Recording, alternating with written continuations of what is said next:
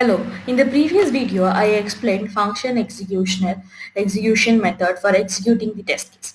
Now it is time to analyze the system information. Just to have a better demo visualization, for this video I have executed one more test case, but you can visualize one test case at a time too. Now we will visualize two test cases, where one test case will be the test case that is executed in the previous video. To analyze the results of the executed test case, click on the Analyze Results button. From the pop-up, click on For Browser button. It will open Kibana in a new tab in 30 seconds.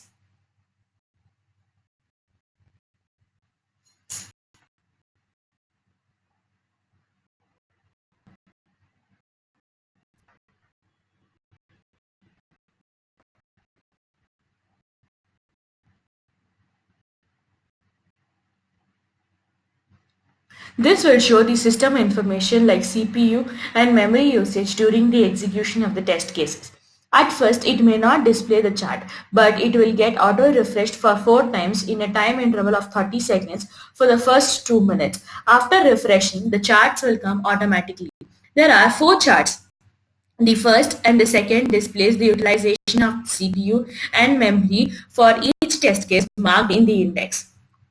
The third and the fourth displays the utilization of memory, CPU and memory at regular intervals in the form of bar graph and line graph for each test case marked in the index. With this analysis, the process of testing a test case gets completed. To post your projects, visit our website TestOnNeed.com. For furthermore assistance, contact us on sales@testonneed.com. Do connect with us on our Twitter and LinkedIn accounts. Stay tuned. Thank you.